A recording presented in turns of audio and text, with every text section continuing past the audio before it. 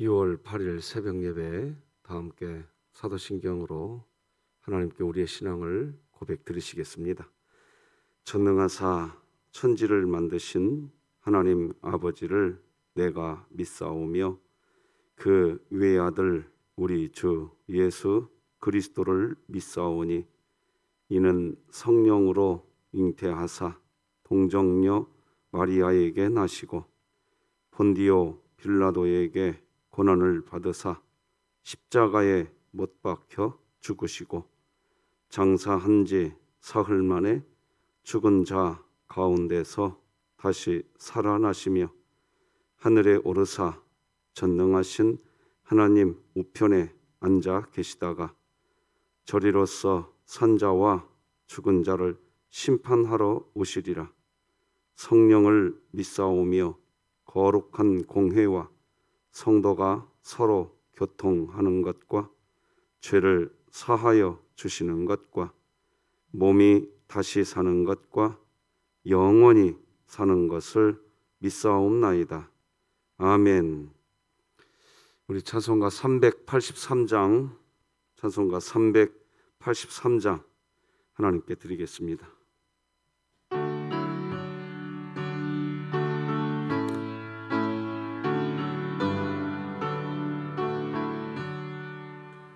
눈을 들어 산을 보니 도움 어디서 오나 천지 지은 주 하나님 나를 도와주시네. 나의 발이 실족 않게 주가 깨어 지키며 택한 백성 항상 지켜 길이 보호하시네. 보시는 하나님이 내게 그늘 되시니 낮에 해와 밤의 달이 너를 상치 않겠네.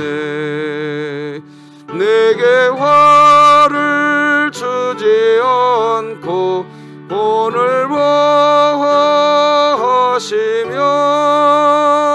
너의 출입 지금부터 영영 인도하시리.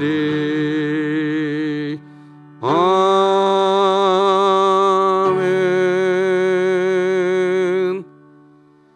우리 진흥교회 주간기도표 2월 8일 수요일 기도 제목 함께 기도하시겠습니다. 교회를 위해 기도드립니다. 초등부를 섬기고 있는 교사들이 아이들을 사랑하는 마음으로 공과 공부를 가르칠 때 초등부 아이들도 마음을 열고 말씀의 사모함으로 나아가게 하옵소서. 더불어 방사선 치료 전문의 표형렬 교수의 손길을 통해 1차 방사선 치료를 받는 김일남 성도의 암세포 조직이 사라지게 하시고 2022년 복음을 전수하는 가정을 세우는 교회가 되게 하소서. 이웃을 위해 기도드립니다. 수원역 및 지역사회의 노숙인을 긍휼히 여기사 각종 질병과 위험에서 보호하시고 하나님의 은혜로 소망을 찾게 하시어 마음의 상처를 치유하고 일어나는 역사가 있게 하소서. 북한을 위해 기도드립니다. 북한이 대한민국의 영상 매체를 통해 마음이 열리게 하시고 남한과 우호적인 관계가 되어 속히 평화 통일을 이루어 남북 모두가 화목을 이루게 하시고 진흥교회가 입양하여 섬기기 원하는 평안남도 강동군에 속히 하나님의 은혜가 임하게 하소서. 자녀를 위해 기도드립니다. 진흥교회 다음 세대가 경쟁보다는 나눔을 먼저 배우게 하시고 자기 사랑보다는 이웃 사랑을 먼저 배우게 하사 가정과 학교에서 선한 영향력을 끼치는 다음 세대로 성장하게 하소서. 국가와 열방을 위해 기도드립니다.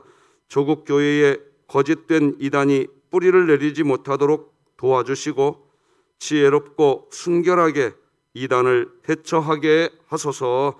선교와 전도를 위해 기도드립니다. CTS와 기독신문의 지경을 넓혀주셔서 기독교 언론으로서의 의무를 다하게 하시고 한국교회의 소통의 통로가 되게 하소서. 이 모든 것 주 예수 그리스도의 이름으로 기도드립니다. 아멘. 오늘 함께 나눌 하나님 말씀은 구약성경 사무엘상 19장 말씀 되겠습니다. 사무엘상 19장 1절에서 마지막 24절까지 저와 여러분이 한 절씩 교독하시겠습니다. 사무엘상 19장 1절에서 마지막 절까지 한 절씩 교독하십니다. 하나님의 말씀입니다. 사울이 그의 아들 요나단과 그의 모든 신하에게 다윗을 죽이라 말하였더니 사울의 아들 요나단이 다윗을 심히 좋아하므로 그가 다윗에게 말하여 이르되 내 아버지 사울이 너를 죽이기를 꾀하시느니라. 그러므로 이제 청하노니 아침에 조심하여 은밀한 곳에 숨어 있으라. 내가 나가서 네가 있는 들에서 내 아버지 곁에 서서 네 일을 내 아버지와 말하다가 무엇을 보면 내게 알려주리라 하고 요나단이 그의 아버지 사울에게 다윗을 칭찬하여 이르되 원하건대 왕은 신하 다윗에게 범죄하지 마옵소서. 그는 왕께 득죄하지 아니하였고 그가 왕께 행한 일은 심히 선함이니이다. 그가 자기 생명을 아끼지 아니하고 블레셋 사람을 죽였고 여호와께서는 온 이스라엘을 위하여 큰 구원을 이루셨으므로 왕이 이를 보고 기뻐하셨거늘 어찌 까닭 없이 다윗을 죽여 무죄한 피를 흘려 범죄하려 하시나이까. 사울이 요나단의 말을 듣고 맹세하되 여호와께서 살아 계심을 두고 맹세하거니와 그가 죽임을 당하지 아니하리라. 요나단이 다윗을 불러 그 모든 일을 그에게 알리고 요나단이 그를 사울에게로 인도하니 그가 사울 앞에 전과 같이 있었더라. 전쟁이 다시 있으므로 다윗이 나가서 블레셋 사람들과 싸워 그들을 크게 쳐 죽이매 그들이 그 앞에서 도망하니라. 사울이 손에 단창을 가지고 그의 집에 앉았을 때에 여호와께서 부리시는 악령이 사울에게 접하였으므로 다윗이 손으로 수금을 탈 때에 사울이 단창으로 다윗을 벽에 박으려 하였으나 그는 사울의 앞을 피하고 사울의 창은 벽에 박힌지라. 다윗이 그 밤에 도피하매 사울이 전령들을 다윗의 집에 보내어 그를 지키다가 아침에 그를 죽이게 하려 한지라. 다윗의 아내 미갈이 다윗에게 말하여 이르되 당신이 이 밤에 당신의 생명을 구하지 아니하면 내일에는 죽임을 당하리라 하고 미갈이 다윗을 창에서 달아내리매 그가 피하여 도망하니라. 미갈이 우상을 가져다가 침상에 놓이고 염소털로 엮은 것을 그 머리에 씌우고 의복으로 그것을 덮었더니 사울이 전령들을 보내어 다윗을 잡으려 하매 미갈이 이르되 그가 병들었느니라. 사울이 또 전령들을 보내어 다윗을 보라 하며 이르되 그를 침상째 내게로 들고 오라. 내가 그를 죽이리라. 전령들이 들어가 본즉 침상에는 우상이 있고 염소털로 엮은 것이 그 머리에 있었더라. 사울이 미갈에게 이르되 너는 어찌하여 이처럼 나를 속여 내 대적을 놓아 피하게 하였느냐. 미갈이 사울에게 대답하되 그가 내게 이르기를 나를 놓아 가게 하라. 어찌하여 나로 너를 죽이게 하겠느냐 하도이다 하니라.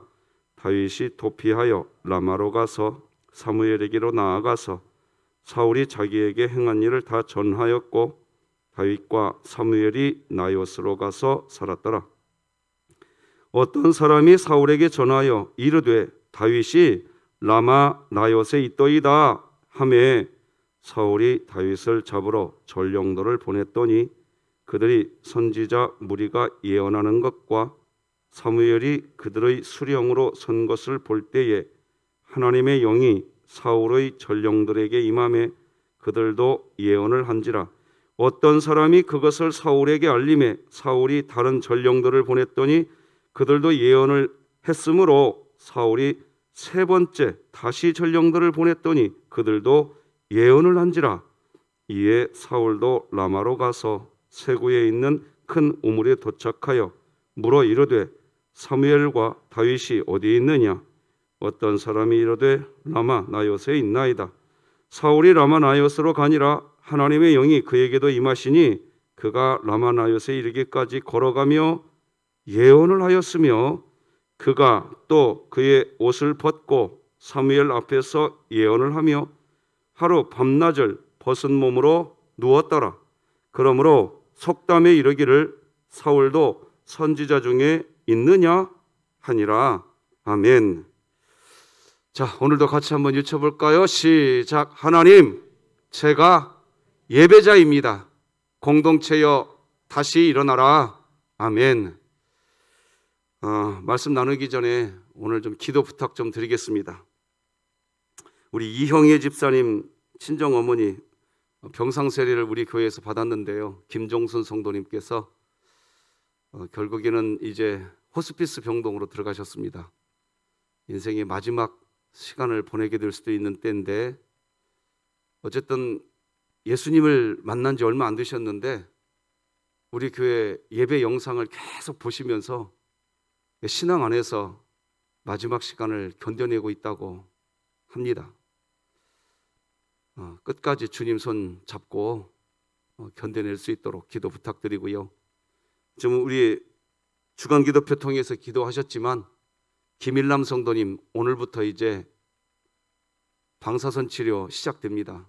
10번을 받아야 된다고 하는데 암세포가 녹아지도록 그렇게 기도해 주시면 고맙겠습니다. 마지막으로 한 분 더 기도 부탁합니다. 우리 안정순 성도님, 우리 최정천 장로님께는 사돈이 되겠고 최복희 집사님께 시어머님이 되시죠. 임주성 집사님의 어머니입니다. 병원에서 지금 계속 치료받고 있는 중에 있습니다. 회복을 위해서 기도를 좀 부탁드리겠습니다.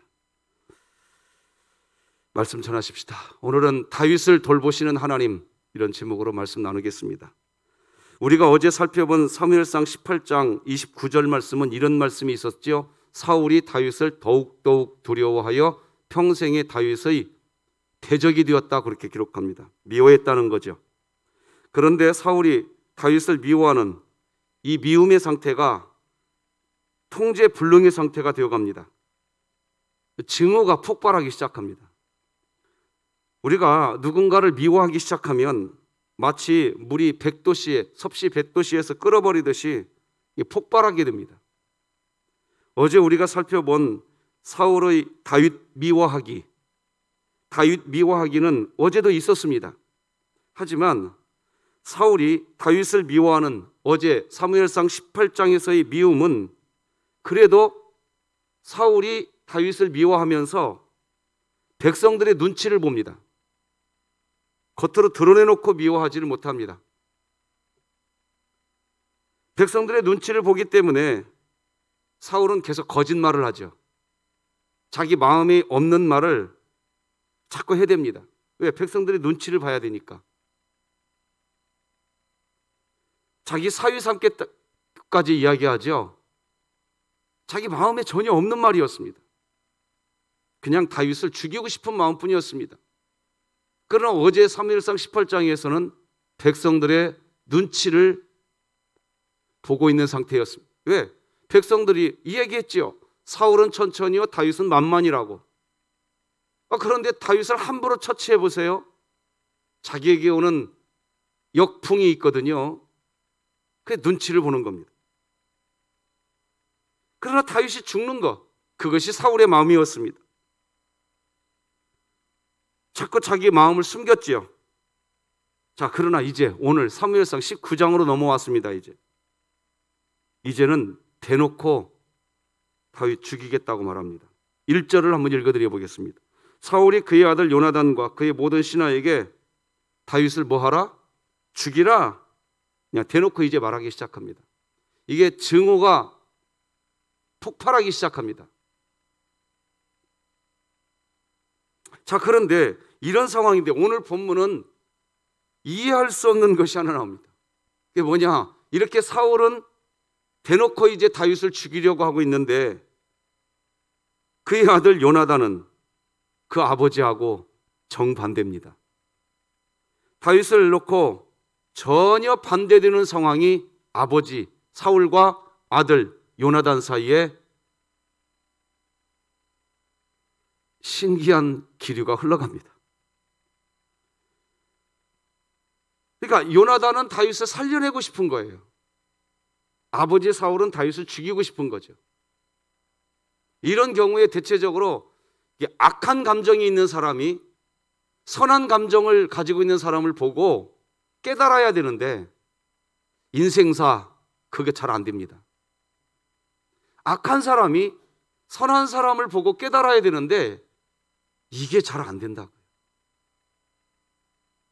안 됩니다. 그러자 요나단이 이제 요나단의 입장에서는 참 고민인 거죠. 왜? 내 아버지거든. 그러니까 내 아버지도 요나단을 사랑하고 있는 거고 자기의 영원한 벗 다윗도 요나단은 사랑하고 있는 거예요.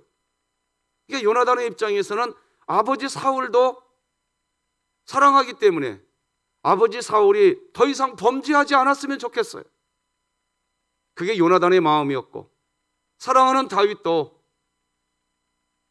생명을 지킬 수 있는 그런 상황이 되었으면 좋겠어요. 이게 요나단의 마음입니다. 그래서 요나단이 이제 아버지에게 말하죠.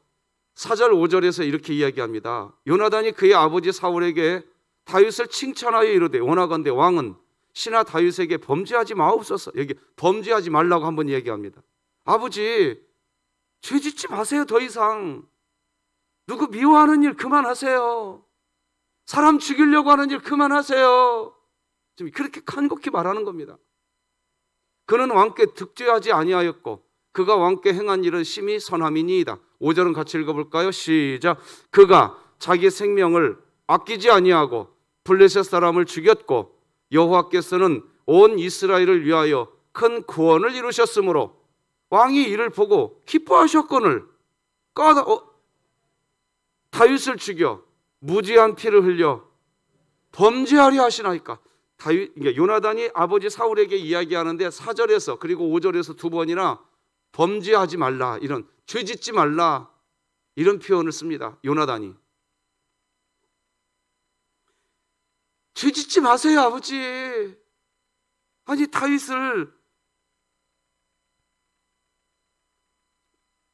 아니 아버지도 다윗을 보고 기뻐하셨잖아요. 다윗이 블레셋 군대를 물리치고 돌아왔을 때 아니 아버지도 그렇게 기뻐해 주놓고 어찌하여 까닭없이 다윗을 죽이려고 하십니까? 아버지 죄 지으려고 하지 마세요. 누구 미워하지 마세요. 지금 그 얘기하고 있는 거죠. 그런데 정작 아버지 사울은 죄의식이 없다는 겁니다. 사람에게 악한 영이 틈타기 시작하면 죄의식이 사라집니다. 무엇이 죄인지 분별하지 못합니다. 그것이 죄의 특징입니다. 악한 영에 사로잡히면 이 죄책감이 무디어집니다. 오늘날의 시대가 지난 주일날도 메시지를 드렸지만 신적 질서 체계까지도 이게 신의 영역도 사람이 컨트롤할 수 있다. 야, 이거 정말 오늘날 세대 무서운 세대가 되었습니다. 무서운 세대가 됐어요. 저 어릴 때는 말이죠. 그래도 하나님을 안 믿어도 어른들이요, 생명에 관한 부분은 삼신 할머니가 점지해 준다. 하나님을 의식하지 못하고 있을 때 우리나라 어른들은 생명은 이건 사람의 영역이 아니라고 표현했습니다. 그런데 지금 보세요. 복중의 아기가 막 5개월, 6개월이 됐는데도 지금 공식적 보도로 드러나지 않아서 그렇지 5개월, 6개월 되면 아기가 이 속에서 꿈틀거리는 게 다 느껴집니다. 그런데 자기 뱃속에 호수관을 집어넣어서 그 아기를 긁어낸단 말입니다. 이게 말이 됩니까? 그런데 이게 살인죄가 아니라는 거예요. 나는 2 아이를 제 아내의 뱃속에서 출산했. 2 아이를 6개월이나 7개월이나 8개월이나 9개월이나 10개월이나 20개월이나 30개월이나 40개월이나 50개월이나 60개월이나 70개월이나 80개월이나 100개월이나 1000개월이나 5개월, 6개월만 되면 아이가 이 속에서 움직인단 말입니다. 살아있는 생명체가 됐어요, 이미. 그런데도 많은 분들이 머리에 띠를 대고 낙태법 폐지하라. 지금 시대는 어떤 시대까지 됐느냐? 신의 영역인 그 부분, 신적 질서 체계까지도 사람이 다 컨트롤하려고 합니다. 이제 무서운 세대가 되었습니다. 죄는 수치심이 사라집니다. 오히려 그 죄를 은근히 즐깁니다. 분명히 신적 질서 체계를 무너뜨리는 행위인데도 다시 덮어주시고 다시 기다려주시는 하나님의 은혜 안에 있기에 우리도, 여러분, 이제 우리 진흥교회도 분명해지셔야 됩니다. 예배당 예배 분명해지셔야 됩니다. 여러분, 기도 부탁드립니다. 뭐 영상 예배 드릴 수 있다면서요, 목사님. 특별한 경우에 예배는 어느 곳에서 드릴 수 있습니다. 우리의 예배가 이 공적 예배만 있는 게 아니라 여러분의 삶도 예배입니다. 그렇기 때문에 예배는 어디서든지 드릴 수 있습니다. 그러나 중요한 건 뭐냐? 우리가 하나님과 신적 질서 체계를 만들어 놓고 살았지 않았습니까? 하나님과 약속했습니다. 솔로몬이 성전을 짓고 난 뒤에 하나님께 두 손 들고 기도하죠. 하나님, 주의 백성들이 이 성전에 모여서 하나님 예배하겠습니다. 여기 모여서 기도하겠습니다. 하나님께 약속을 드립니다. 그리고 하나님께 약속을 드릴 때 뭐라고 얘기합니까? 하나님, 우리가 여기서 예배하고 여기에서 기도할 때 하늘의 하나님 우리의 기도를 들어주시고 우리에게 응답하여 주시며 살아계신 하나님이 우리에게 나타나 보여주시옵소서. 이게 성경에 나타나 있는 솔로몬이 성전을 짓고 났을 때 했던 기도입니다. 우리 교회도 마찬가지였습니다. 세례 받으실 때에 우리 교회 모든 성도들에게 선서하게 하죠. 당신은 교회의 일체 치리와 교회 다스림에 복종하겠느냐? 세례 받을 때 다 서약하십니다. 예, 교회의 치리와 교회 다스림에 복종하겠습니다. 그 얘기는 뭡니까? 교회가 하나님께, 하나님 이날 이 시간 여기에서 하나님께 예배 드리겠습니다. 교회가 그걸 정하고 공포할 때에는 그 시간에는 그 예배당이 와야 되는 겁니다. 하나님과 약속한 신적 질서 체계입니다. 그런데 조금만 무슨 일 생기면 이제는 신적 질서 체계도 무너뜨릴 수 있다고 하는 세상의 문화가 이번 코로나19 기간에 급류를 타고 교회 안에 막 들어오고 있습니다. 지금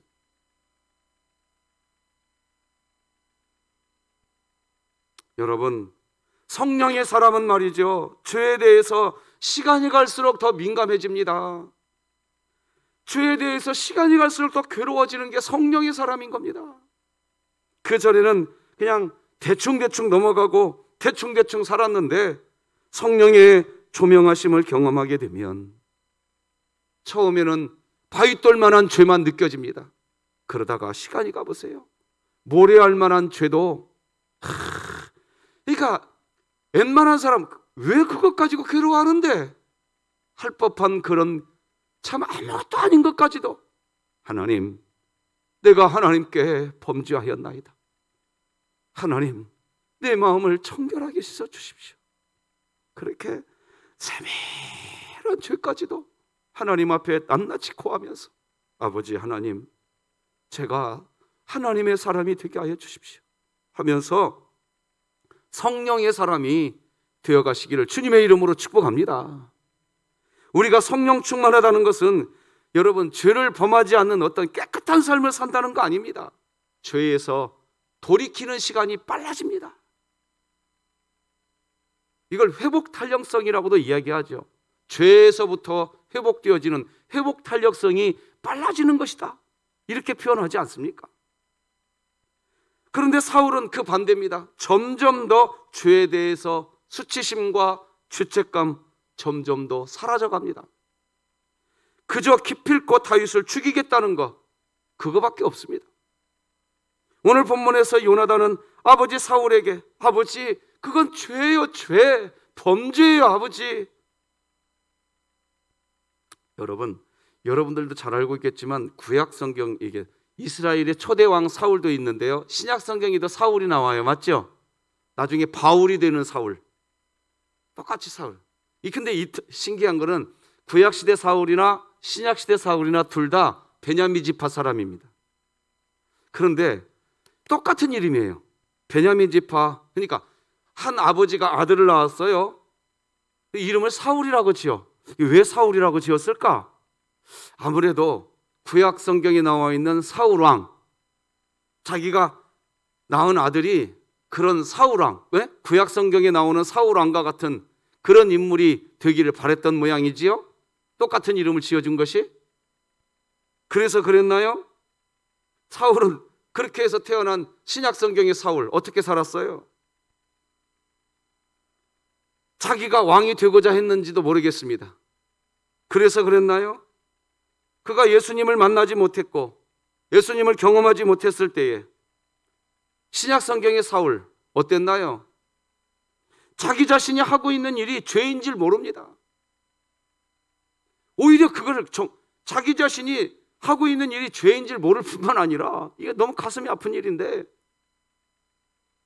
그게 하나님을 위한 일인 줄로 생각합니다. 사람을 잡아서 감옥에 가두고 사람을 잡아서 돌로 두들겨 패고 그 스데반 집사를 돌로 두들겨 패 죽인 거 아닙니까? 그게 하나님을 위한 일인 줄로 착각합니다, 사울이. 그러면서 뭐라고 얘기합니까? 나는 바리새인이요, 태어난 지 8일 만에 할례를 행했고 나처럼 율법을 철저하게 배운 사람. 자기는 의인이라는 거예요. 이건 정말 기가 막힌 겁니다. 자기가 죄인이라고 하는 생각을 털끝만큼도 하지 않습니다. 분명히 죄인이라고 생각해 본 그런 적이 없기 때문에, 그렇기에 정말로 예수님을 믿는 사람들을 잡으러 다메섹까지 갑니다. 핍박하고 죽입니다.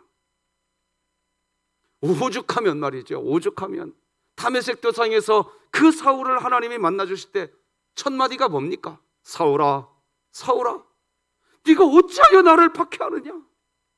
첫 마디가 그겁니다. 참 기가 막히는 거. 사울은 그때 깜짝 놀랍니다. 아니 하나님, 내가 언제 하나님을 핍박했습니까? 왜 그렇게 될까요? 왜 그럴까요? 사람을 핍박하는 것이 하나님을 핍박하다는 것을 전혀 모르고 살았던 겁니다. 여러분, 하나님의 사람으로 살고 싶으십니까? 누구 비판하지도 말고요, 하지 말아버리세요. 그냥 판단하지도 말고. 왜? 그건 다 하나님의 몫입니다. 하나님께서 하시겠다고 하셨습니다. 우리가 하나님 믿는 게 뭡니까? 하나님이 하실 걸 믿는 거 아닙니까?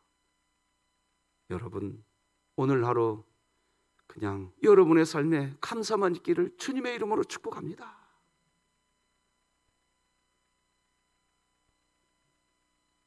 소자 한 사람에게 한 것이 곧 나에게 한 것이라고 예수님이 말씀, 그게 무슨 의미일까요? 아주 작은 사람 한 명을 네가 핍박한 것도 나를 핍박한 거다, 그 말 아니겠습니까? 하나님께서는 이 땅의 모든 사람들을 하나님의 형상으로 지으셨습니다. 그렇기에 우리가 예수님의 사랑으로 사람을 섬긴다는 것은 그 사람을 섬기는 것이 아니라 하나님을 섬기는 겁니다. 하나님의 형상을 가지고 있으니까. 여러분, 우리나라도 말이죠, 제가 메시지 준비하다가 갑자기 경천 애인이라는 말이 떠오르더라고요. 그러니까 경천, 하늘을 경외하고 애인, 사람을 사랑하라. 우리나라에도 복음이 들어오기 전에도 그런 교육이 우리나라에도 있었습니다. 결국 이거예요. 점점 하나님을 더 많이 알아간다는 것은요, 그것을 우리는 점점 믿음이 좋아진다는 것인데, 점점 믿음이 좋아진다는 것은 뭐냐? 사람에 대해서 새로운 눈이 열리면서 사람을 사랑하는 겁니다. 그게 기독교 믿음입니다. 사람을 사랑하는 거예요. 그게 믿음 큰 겁니다. 방언하는 것도 아니고 예언하는 것도 아니고 신의 은사도 아닙니다. 그래서 고린도전서 12장이 말하잖아요. 고린도전서 12장에서 예언과 방언과 각종 은사들을 쫙 이야기하고 난 다음에 고린도전서 12장 맨 마지막 절에 하나님이 뭐라고 얘기합니까? 이런 많은 은사들, 이것보다 더 큰 은사를 내가 너에게 이제 말하리라 하고 12장이 끝납니다. 그리고 13장에서 뭐가 나옵니까? 사랑은 이렇게 나옵니다. 믿음 큰 게 뭡니까? 하나님을 위해서 살아가는 게 뭡니까? 우리는 매 순간순간마다 내 믿음을 점검하라고 그랬어요.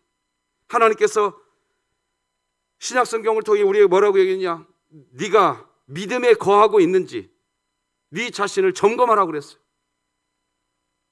우리가 믿음 안에 거한다는 건 뭐냐는 거예요. 기독교가 말하는 믿음이 뭐냐는 거예요. 하나님 사랑, 사람 사랑. 성도 여러분, 아이고 우리 목사님 저 설교 또 한다, 또 해.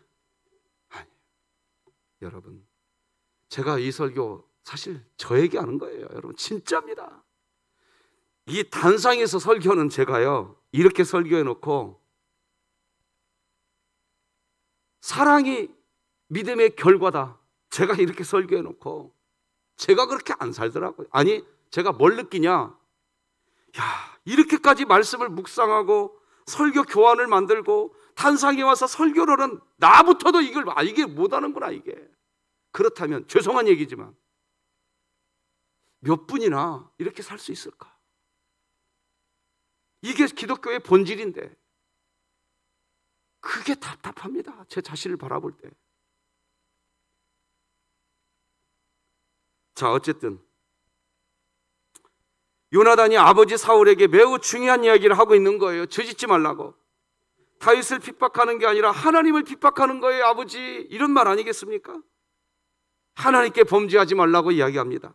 요나단이 그렇게 사울에게 하는 말, 다시 한번 5절 읽어드려 보겠습니다. 그가 자기 생명을 아끼지 아니하고 블레셋 사람을 죽였고 여호와께서는 온 이스라엘을 위하여 큰 구원을 이루셨으므로 왕이 이를 보고 기뻐하셨거늘 어찌 까닭없이 다윗을 죽여 무죄한 피를 흘려 범죄하려 하시나이까? 자, 이렇게 말하자 사울이 감동이 있었나 봐요. 6절 같이 한번 읽어볼까요? 시작. 사울이 요나단의 말을 듣고 맹세하되 여호와께서 살아계심을 두고 맹세하거니와 그가 죽임을 당하지 아니하리라. 아들의 진심이 아버지에게 느껴졌던 모양이에요. 아버지의 마음이 움직입니다. 맹세합니다. 어찌되었든 아버지 사울이 다윗을 죽이지 않겠다고 했기에 이제 그 말을 들은 요나단이 다윗을 향해 갑니다. 그래서 다윗에게 말해줍니다. 다윗, 이리 와봐. 내가 아버지에게 말했어. 아버지가 너 죽이지 않겠다고 약속했어. 다시 가자. 7절 같이 읽어보십시다. 시작. 요나단이 다윗을 불러 그 모든 일을 그에게 알리고 요나단이 그를 사울에게로 인도하니 그가 사울 앞에 전과 같이 있었더라. 요나단은 그런 모양이었던 거예요.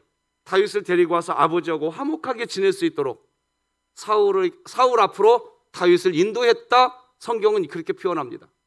다윗도 따라갑니다. 그리고 전과 같이 사울과 시간을 보내기 시작합니다. 자, 그런데 여기까지입니다. 또 어떻게 되나요? 8절에 보면 전쟁이 다시 일어납니다. 여러분 성경책 봐보세요. 전쟁이 다시 8장이. 전쟁이 일어나자 다윗이 나갑니다. 이제 8절. 그죠? 그리고 나가서 블레셋 사람들을 물리칩니다. 자, 이 뒤에 이야기를 8절, 9절, 10절, 11절까지를 제가 쭉 읽어드려 보겠습니다. 전쟁이 다시 있으므로 다윗이 나가서 블레셋 사람들과 싸워 그들을 크게 쳐 죽이며 그들이 그 앞에서 도망하니라. 자, 이런 일이 벌어졌는데 발작이 9절에서 또다시 일어나기 시작합니다. 발작이 일어나요. 사울이 손에 단창을 가지고 그의 집에 앉았을 때에 여호와께서 부르시는 악령이 사울에게 접하였으므로 다윗이 손으로 수금을 탈 때에 사울이 단창으로 다윗을 벽에 박으려 하였으나 그는 사울의 앞을 피하고 사울의 창은 벽에 박힌지라. 다윗이 그 밤에 도피하며 사울이 전령들을 다윗의 집에 보내어 그를 지키다가 아침에 그를 죽이게 하려 한지라. 자, 여러분 9절을 다시 한번 보시겠습니까? 8절에서 다윗이 블레셋을 무찔렀죠? 근데 9절에 가면 사울의 이 몸 안에서 악령이 역사했다, 이런 표현 씁니다. 자, 여러분 성경은 여기에서 아주 그냥 간략하게 기록했지만 이런 겁니다. 바로 이런 거예요. 뭐냐? 우리들 마음 안에요, 누군가를 미워하는 마음이 이 마음에 쌓이기 시작하잖아요. 그 마음은 악령이 역사하기에 딱 좋은 마음입니다. 그래서 그때부터는 내 마음 나도 몰라. 자, 처음에는 그냥 내 감정이었어요. 그 사람을 미워하고 시기하는 게. 근데 누군가를 미워하고 시기하는 그 마음은요, 사단 마귀가 들어와서 뛰놀기에 가장 좋은 텃밭이거든요. 악령이 들어옵니다. 악령이 들어오니까 이제 사울이요, 창을 직접 손에 잡아버립니다. 내가 너 죽여버리겠다, 너가 던져버립니다. 이제 더 이상 사울이 아니에요. 이제는 그냥 사울이 아니에요. 이제는 무서운 흉기가 됩니다. 흉기가. 그게 오늘 본문이 보여주는 게 그겁니다. 사울이 맹세했지만 오래가지 않습니다. 여러분, 맹세는요, 내 마음 붙잡는 거, 그거 맹세 아니에요. 누차 말씀드렸죠? 우리 존재 자체는 쇳덩어리라고요. 내가 쇳덩어리인데 내가 맹세한다고요? 내 마음을 내가 붙잡는다고요? 그거 안 되는 겁니다. 안 되는 거예요. 왜 하나님께서 보혜사 성령님을 우리 마음에 보내주셨느냐? 우리는 존재 자체가 이게 쇳덩어리거든요. 이게 내가 내 마음을 붙잡는 맹세했어, 그거 다 뻥입니다. 못 지킵니다. 저도 못 지키고 죄송하지만 여러분들도 쉽지 않으십니다. 그럼 어떻게 해야 되나요?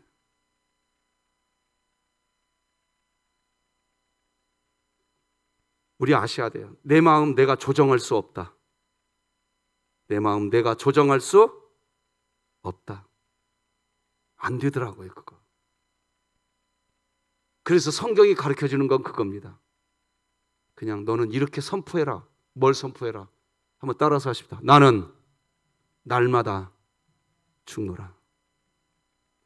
내가 내 의지를 강하게 해서 맹세해서 그렇게 살아가는 게 아니라 그 반대가 돼야 됩니다. 내 의지가 죽어야 됩니다. 이게 성경의 가르침입니다. 사울이 맹세했지만 하루아침에 사라져버릴 거 아닙니까? 사실 마음을 중요하게 여기기로 한다면 불교만큼 마음을 강조하는 종교도 없어요. 뭐 우리나라 불교에서 하는 말이죠. 일체 유심조. 예? 불교에서 하는 말인데요. 사람의 마음 먹기에 따라 천국과 지옥이 갈라진다. 아이고, 해봐요. 그게 되는가? 안 됩니다. 마음 먹기에 된다고요? 마음 먹기에 달렸대요. 마음 먹기에 달린 것 중에 되는 게 하나 있습니다. 내 욕망 채우기. 내 욕망 채우기는 마음 먹기 그대로 됩니다. 자, 어쨌든 성경은 뭐라고 얘기하느냐? 네 자아를 내려놓으라고 얘기합니다. 불교는 네 마음을 더 강하게 하라고 하고, 기독교는 네 마음을 내려놓으라고 얘기합니다. 이게 현격한 차이입니다. 자, 다윗을 죽이고 싶은 마음, 사울의 마음입니다. 그런데 거기에 설상가상으로 그런 사울을 도와주는 사람이 생겨납니다. 19절입니다. 어떤 사람이 사울에게 전하여 이르되 다윗이 라마 나요세 있더이다 하매, 사울의 창을 피하여 다윗이 숨었습니다. 라마 나요세 가서 숨었어요. 그것을 누군가가 고자질합니다. 사울에게. 자, 그런데 여기서부터요, 자, 이제 오늘 메시지 이제 끝내가려고 하는데요. 여기서부터 하나님이 그냥 직접적으로 개입하십니다. 자, 다윗이 지금 어디에 숨어 있는지가 들통났습니다. 그래서 사울이 이제 군사들을 보내요. 그쪽으로 대거 보내버립니다. 끝내버려라. 더 이상. 다윗이 절체절명의 위기에 놓이게 됐습니다. 자, 그런데요, 21절을 읽어드리겠습니다. 어떤 사람이 그것을 사울에게 알림해 사울이 다른 전령들을 보냈더니 그들도 예언을 했으므로 사울이 세 번째 다시 전령들을 보냈더니 그들도 예언한지라. 아니 근데 사울이 사람을 보냈는데 갑자기 예언을 하는 거예요. 사울의 명령을 받고 달려간 신하들이 예언을 하기 시작하는 거예요. 다윗을 잡아라고 했더니 다윗은 안 잡아오고 예언만 하기 시작합니다. 사울의 입장에서 답답하죠. 그래서 사울이 답답한 나머지 자기가 직접 출정합니다. 23절 24절 읽어드리겠습니다. 사울이 라마나요스로 직접 갑니다. 하나님의 영이 그에게도 임하시니 그가 라마나요스에 이르기까지 걸어가며 무엇을 하였으며 예언을 하였으며 그가 또 그의 옷을 벗고 사무엘 앞에서 예언을 하며 하루 밤낮을 벗은 몸으로 누웠더라. 자, 여러분이 갑자기 왜 예언하기 시작해요. 예언하기 시작하는데 24절에서 여러분들이 보시다시피 하루 밤낮을 무슨 몸으로 누웠더라? 사울이 벗은 몸으로 누웠더라. 지금 사울이 라마나요스에 왜 갔어요? 다윗을 죽이려고 한 거예요. 다윗을 죽이려고 한 거예요. 그런데 사울이 예언하기 시작합니다. 이걸 따르게 길게 설명할 필요 없습니다. 하나님이 직접 개입하십니다. 다윗 죽이려고 하는 사울의 마음을 그냥 하나님이 직접 개입하셔서 죽이는 일 못하게 막아버린 겁니다. 말씀 맺으려고 합니다. 저는 오늘 본문 23절 이 말씀을 보면서요, 바로 이거다. 이거 하나 있으면 된다. 그런데 그런 하나님, 역사하시는 하나님 이미 여러분 안에 와 있는 줄 믿고 오늘 하루 사시기 바랍니다. 예, 하나님이 나 지킨다. 내가 절체절명의 위기에 있을 때 하나님이 나 지킨다. 하나님이 우리 가정 지킨다. 하나님이 이 교회 지킨다. 기도하십시다. 하나님 아버지 감사합니다.